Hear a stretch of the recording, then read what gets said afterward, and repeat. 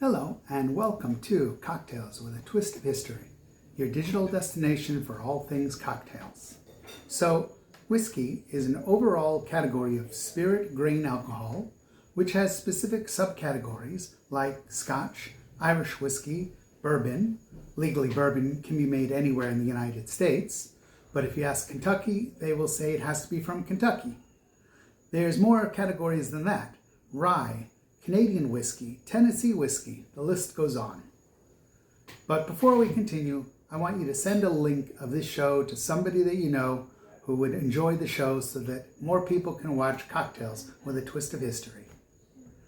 The oldest licensed whiskey distillery in the world is a distillery called the Old Bushmill Distillery, located in Northern Ireland, and it received its license in 1608.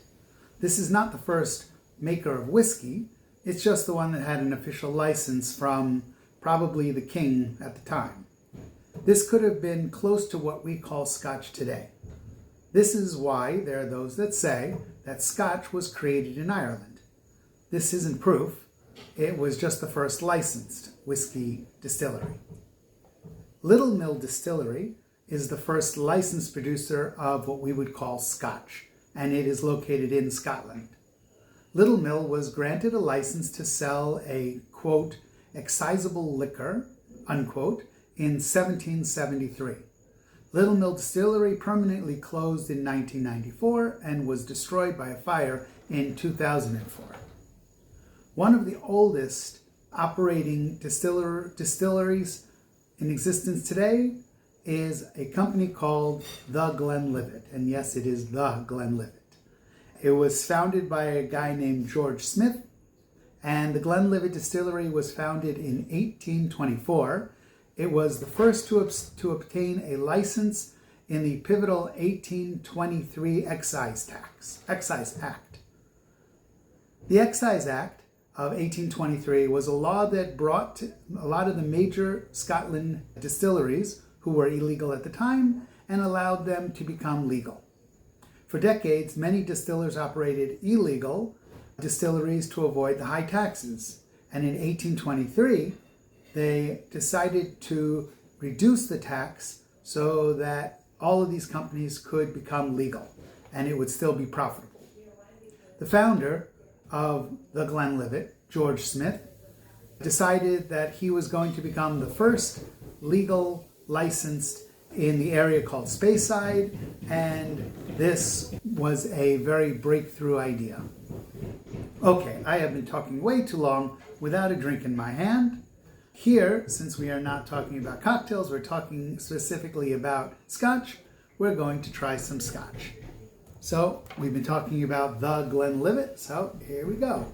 And if you see, this is the Glenlivet 15. This is a French oak reserve, and we're going to talk about the differences between those. And as you can see, not a new bottle. It has been tried before. Here we go. And there's a lot of debates about how you taste whiskey, whether you should put it in what kind of a glass. This is called a Glencairn glass, larger on the bottom than it is on the top. It allows the aromas to come up and funnel into your nose. There's debates about whether you should serve it with ice or without ice. We're not going to go into all of that. But here we go. We're just going to pour what we call a dram, which is just an amount of whiskey, into our glass. And cheers. Smell and... oh, that is a really nice whiskey. It is just delicious. You have a sweetness that comes through, but really not. It's just these earthy flavors that are just very, very nice. And each whiskey will be very different. We'll talk about that a little bit more. Single malt scotch is made in Scotland, and the single refers to the distillery. So single would be a single distillery from one distillery. Malt means that it's malted barley. They wet the barley, they let it sprout, then they heat it up to stop the germination process. Malted barley has a richer, nuttier, and sweeter flavor. The malting process converts starches to more fermentable sugars. Unmalted barley has a spicier, earthier, and more robust graininess. Unmalted barley also has a distinctive cereal taste, grainy texture. It's a little silky or creamy that sometimes with the malted barley you don't get. When heating the barley, if the distillery uses a substance called peat or smoke, then the scotch will have a smoky or peaty flavor. This, in my opinion, is a major split in drinking scotch. The first thing I ask is smoky or non-smoky. I prefer non-smoky just in case someone wants to send me a bottle. That's the one. The scotch gets aged in oak barrels. The number you see on the bottle will refer to the number of years it's aged. So when I said this was a Glenlivet 15, it means that it's been aged for 15 years. That's 15 years in the barrel.